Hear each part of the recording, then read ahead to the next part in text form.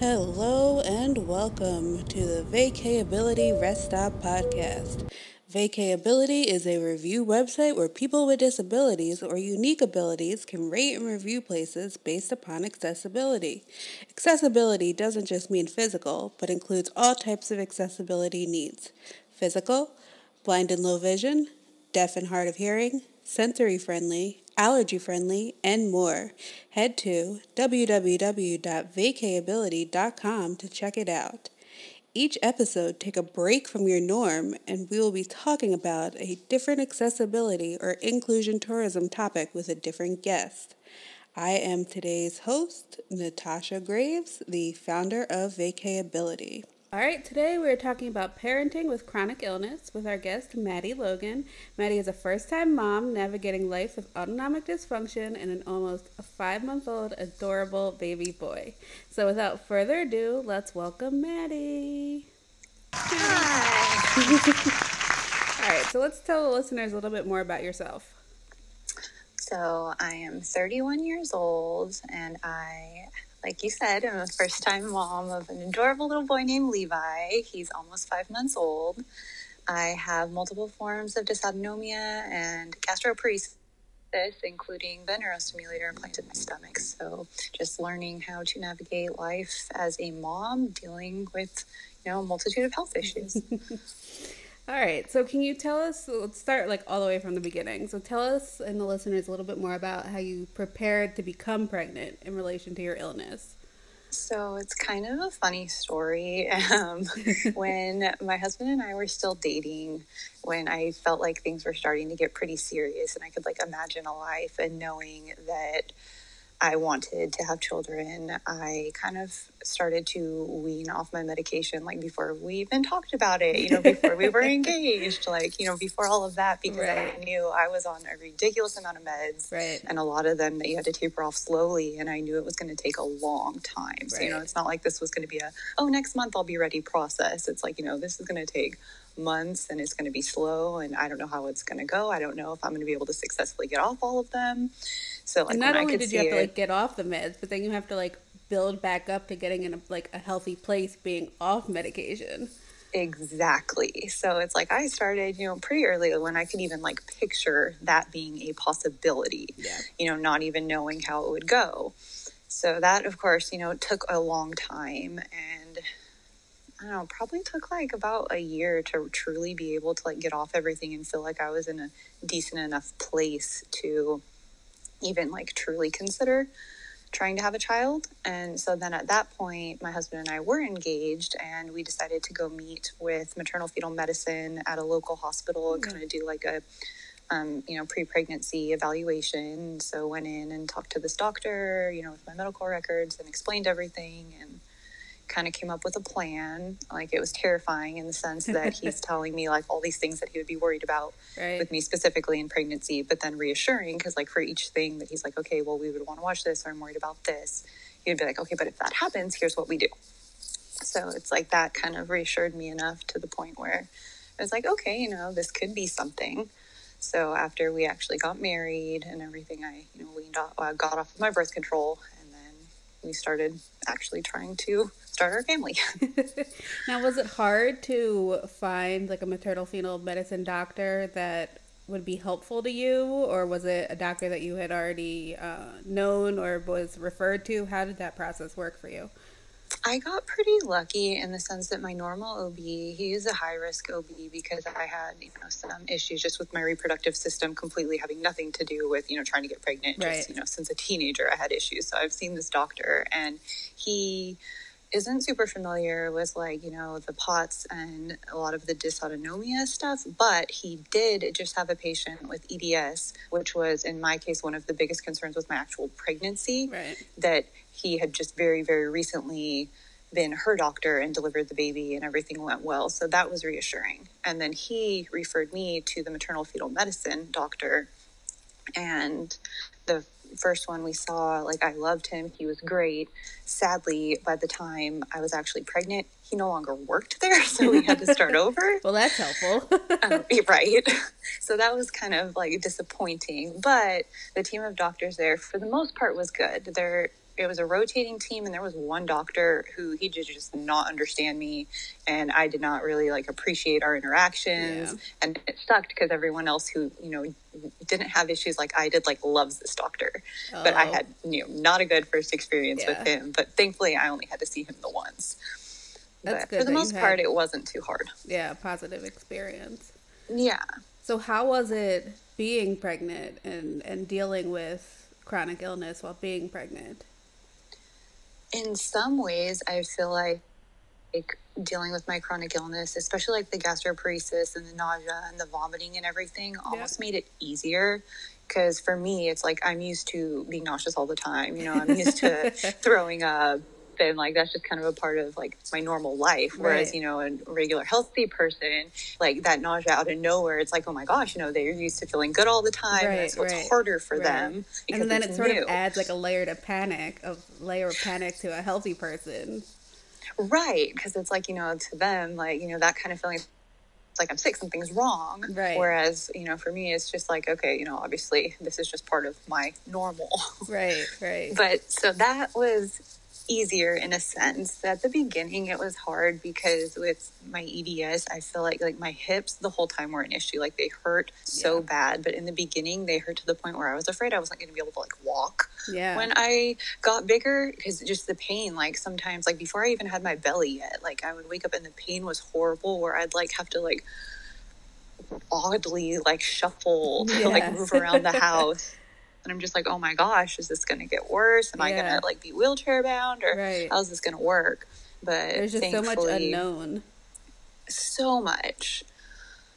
But thankfully that worked out, and like the pain was there the whole time, but for some reason, like it didn't hurt as severely as it did in the beginning, the whole pregnancy. Yeah. It's so weird because I've heard it. I mean, I haven't been pregnant, but I've heard it from so many people that they've just had so many different symptoms when they're pregnant, and then if they have a subsequent pregnancy, they just have so many different symptoms. Like it's never the same. It can be completely different. Or the change in the extremes from the beginning of pregnancy to the end of pregnancy, like things you would think would happen didn't happen, or the other way around. It's just so many unknowns. And even I mean, clearly you prepared for all of the possibilities, but it's just like you never know what's going to happen. You never know how you're going to feel, and you're just not going to know pretty much anything until it happens. No, it's so true. And I got lucky in the sense that like I had morning sickness and vomiting the whole pregnancy, even to the point where it was just like so violent, where I was like at the end regularly breaking blood vessels in my face. It was I looked crazy. But on the other hand of that, I look every day, actually. On the other hand of that, though, I kind of got a reprieve from some of my symptoms. Like normally I have to be kind of careful with what I eat because of the gastroparesis, and during pregnancy I could eat things without any consequences that I haven't been able to eat in years. So it's like in some ways, you know, some symptoms got a lot better, and then, you know, some things got exacerbated by it. Yeah, it's so weird how the body works, and it's crazy. Just it's so much unknown even if you are prepared. So how, I mean, with that unknown, what was your support system like while you were pregnant? In terms of like family or friends or online support groups? My husband was amazing through the whole thing. Like from the beginning, he just made sure I had everything I needed, took over like little tasks, like in the morning, like instead of me getting up to take the dogs out, he would make sure as soon as they started to stir, you know, he's up getting them out. He made sure I had breakfast every single day, and, you know, just really took amazing care of me during that. And was good emotional support too. Like I was terrified the entire time, like until that baby is in my arms and they're telling me that, you know, he's good and everything's okay. I was terrified. I mean, that's like with any first time mom anyway. Yeah, so true. Like that's a normal thing. But I feel like with me, it's just like, I feel like my body constantly is letting me down. Yeah. So I thought, like, I was just so scared with what it was going to do with this pregnancy. Like, am I going to be able to carry the baby full term? Like, you know, what's going to happen? Like, it terrified me. You know, I was constantly scared. And I know that that's in, you know, the healthiest person too. You can have those same fears. But I was just so scared because of, you know, how my body regularly is so unpredictable. and does wild things. I'm just like, am I gonna be able to do this? But family-wise, my family was great too. Of course, COVID hit, and that made like in-person support really hard, right. like, towards the middle and end of my pregnancy. But, my family regularly checked in with me. My in-laws would text me and ask how I was feeling. And, I had some pretty good support. And then I was a part of, still am a part of an online support group about, people with dysautonomia and families. And so those are some good resources as well. You see that you're not alone in some of the things you're feeling or worrying about or all that. Yeah. So now that Levi is born, how is it right now, like balancing taking care of your own health and taking care of, being a wife and taking care of the rest of your family and taking care of the dogs? Like, how is that balancing all of that? It's definitely difficult. Yeah. I feel like the hardest part too is the lack of sleep. Yeah. Because it's just like, everything is harder when you're not getting enough rest. Right. And I know, like, brand new baby. With dysautonomia in general, if you don't get enough rest, your symptoms usually get worse. Up. Yeah. Exactly. So that is by far the hardest part. I'm lucky in the sense that also, thank you, COVID. My husband is still working from home. So silver lining of COVID, I guess. Exactly. Small silver lining here and there. But like in the mornings, our routine, since I am up with him during the night, in the morning after Levi wakes up, I feed him, and then my husband takes him so I can get like a chunk of, an hour to like 2.5 hours of just, some solid sleep. So I'm not like super run down. And then I definitely try when Levi's napping to at least rest. Like most of the time I can't really like nap, but at least like do something low key and rest and not push too hard because, like you said, like if we let ourselves get too tired, it's just everything it's a downhill goes spiral. Yeah. Yes, it's all bad. So I know obviously because of COVID, you haven't really traveled anywhere with Levi, but I mean, obviously you go to the doctors and sometimes you go to the grocery store, like little things, little everyday tasks. So how is that dealing with a new baby and with chronic illness? Just doing like little everyday traveling. It's definitely hard. It's such a process. Like before where you could quickly like, run out to a store or do an errand or something. Now it's like this long process. It's like, okay, like has he eaten? I need to eat him. I need to change his diaper. We need to load up the diaper bag. We need to get him in the car seat. We need to get the car seat in the car. Right. We need to make sure the stroller is in the car. And hopefully he doesn't have a blowout in between all of that. So it's like, it's a lot longer of a process now. It's not nearly as easy to, easy or quick to go and do anything. Yeah. But we do have our first trip to Stanford coming up soon, so I'm a little nervous about how to make that work. Yeah. With and just for our listeners, you go to Stanford to see doctors in Stanford. Yes, which is 3 hours from my house on a good day with zero traffic, which in the Bay Area is non-existent. So And you're taking the baby, correct? And yeah, the baby has to come because, he all of a sudden decided that he will not take a bottle, even though I could pump and he would take a bottle, no problem, the first few months of his life. Recently, he's decided, no, I have to have it fresh from the source. So he became a little bougie baby and now refuses. A little spoiled bougie baby.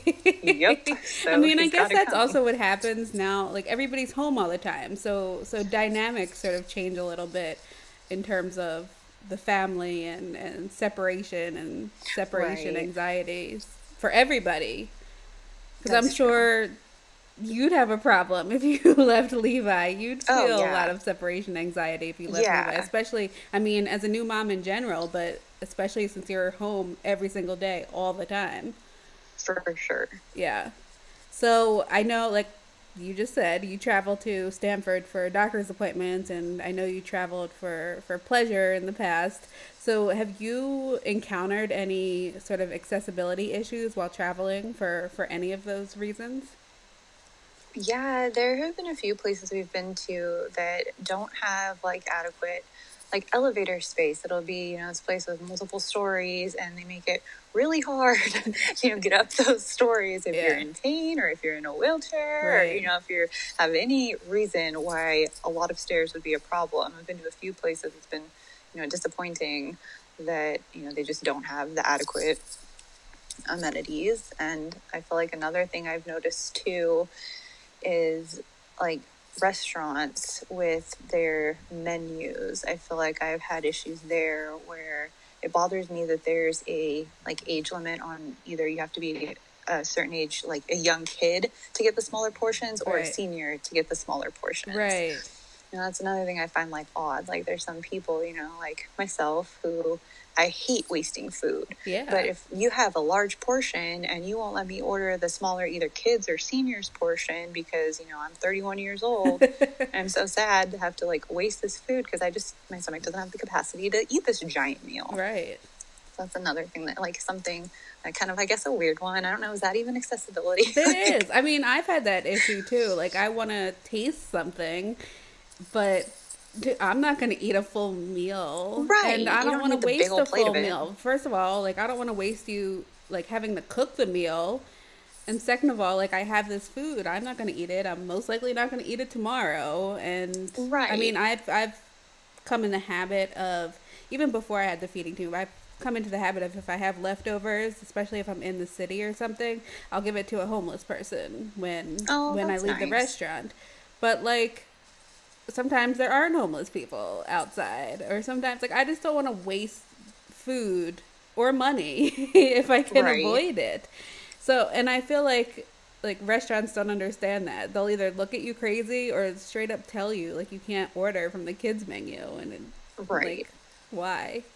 I feel like these like absurd portions too. It's like an American problem. Like other countries like don't give you like this giant portion. Platter. Right. Like I can't eat that regularly. Pretty much. Yeah. And I mean, even with like gluten-free and dairy-free things, like that's just starting to become quote unquote trendy in labeling them on the menu, or people being able to order these things on a menu. So I feel like people are kind of behind with the times in terms of accessibility. And even now, I mean, going out to eat with COVID, things are outside now. And people, I mean, you have tables and chairs set up outside for outdoor dining, but what if I wanted to go by? Like, what if I have my wheelchair and I'm trying to go by? Like, there's no space to go by because there's chairs and tables just blocking the way. So I feel like especially restaurants don't necessarily think about accessibility, with exception to like the obvious things like menus, having larger fonts for menus or some of those obvious things. And even then they don't think about those things. So I feel like restaurants are kind of lagging in terms of accessibility as compared to other hospitality businesses. Yeah, that sounds about right. So what tips do you have for people in order to, you know, figure out balancing their own health and being a new parent or having a new child? I feel like one of the biggest things is remembering that you can't pour from an empty cup. And if you have people who are offering to help you, to, you know, accept that help. I know that's not always the easiest thing in the world to do. Yeah. And, you know, my heart truly goes out to the people who don't have people offering to help, or, you know, that don't have good support systems. But I think if you have it, definitely utilize it, because it's hard. You can't do it by yourself. Yeah. I mean, it takes a village to raise a child, but yes. I feel like it's in two senses. It takes a village to raise the actual child, and then it takes a village to support the parents of the child. That's so true. Yeah. So going back to accessibility in businesses, we kind of talked about this, but what would you like businesses to know in terms of accessibility? I feel like a huge thing is kind of like, you know, the portion size for, you know, me personally is the portion size issue that we talked about. And another thing is that they have to like really think outside the box. If they want their business to be successful and inclusive and, you know, be able to have all kinds of people come and happily have good service there, you can't just think about the like black and white things. Like, oh, do we have a ramp here for a wheelchair to come in? It's like, you got to think a lot deeper. Yeah. And just... there's so many things that I feel like they don't consider in the least bit. Yeah, no, not at all. It's barely even an afterthought sometimes. And it's interesting that you mentioned ramps. So I was I used to live by this restaurant. I used to pass it every day on my way to work during my commute, and they had 3 steps in the front of the restaurant in order to get in, and obviously that's not very accessible. So then they had a sign that said wheelchair, like accessibility or wheelchair ramp on the side of the building. So you go to the side of the building, and the wheelchair ramp takes you like through. It takes you up, and first of all, it's a steep ramp. So if I was in a manual chair, it would be very difficult to get in. Then secondly, it takes you through the kitchen area. That's weird. Yeah, in order to get to the restaurant. And it's like, this is not very accessible. Or even if I'm using like my walker or something and I can't get up those 3 steps, that extra all the way around the building, all the way up the ramp, and then all the way through the kitchen to get to the front of the restaurant is defeating the purpose of me needing the accessibility, sort of. Like, it's defeating the purpose of being accessible if it's all the way around the corner, an extra like block walk to get to. So it's really, sometimes restaurants and businesses, I guess, do the bare minimum in order to meet like the requirements or the ADA laws, but don't necessarily think about, is this actually accessible? Right. Which is a shame. Yeah. For sure. Yeah. Alrighty. Well, that's all the questions that I had. Now we're going to play a little bit of a lightning round travel game. So you're going to answer the questions. They're really easy. They're not like quiz questions. With the first thing that comes to mind. Are you ready? Okay. Favorite place you've ever been? Ooh, Cabo. That's a good one. So, attraction you want to visit anywhere in the world? Attraction. I mean, I want to go to Disney World one day. That's a good one, too. I'm a fan of Disney. I know. It's so different from Disneyland, which I know you've been to. So, it's interesting to compare them all.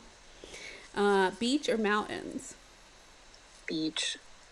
But it's weird because, like, I love the beach, but I don't really like the sand. So I know that doesn't make the most sense in the world. Yeah, that's a little weird. Like, I love the beach weather. Like, I love the scent of the beach. I love all of it except for the sand. All right. Aisle seat or window seat on the plane? Aisle seat, only because of how often I have to get up to use the restroom and how awkward it is to crawl over someone else. Oh my goodness. So I've asked everybody else that I've interviewed so far, and they've all said window seat just because they want to like lay on it or whatever. And I'm like, no, the aisle seat, because you have to get up. You have to like be nosy in the aisle. Right? You like, have to look at everybody. For any reason. Yeah.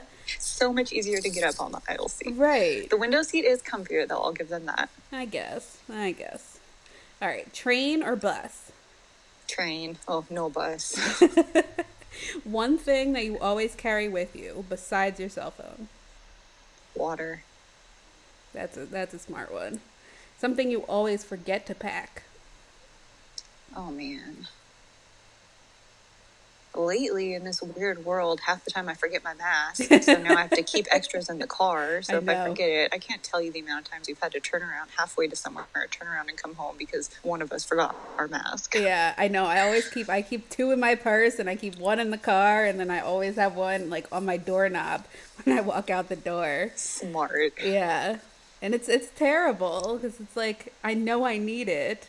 Right. And it's been this long already. How do I keep forgetting it? Exactly.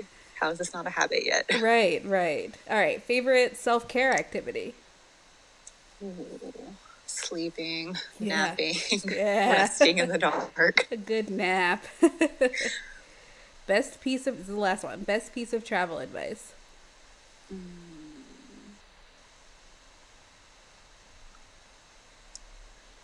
That's a hard one. I feel like probably don't try and cram too many activities into one day. It's like, it sounds great and, you know, you want to do all the things, but you also don't want to go and burn yourself out and just be like dead tired at the end of the day, or not be able to enjoy the second half of the day activities because you pushed too hard in the morning. Yes, that's a good one. All right, well, that's it. That was painless, right? Pretty painless. All right, that's our time with Maddie. So tune in to our next episode, subscribe on all platforms, and follow our social media at Vacayability for our next release. Also, don't forget our website, www.vacayability.com, to rate and review your favorite businesses, attractions, hotels, and more, all based on different types of accessibility. Thanks, Maddie. Thank you for having me.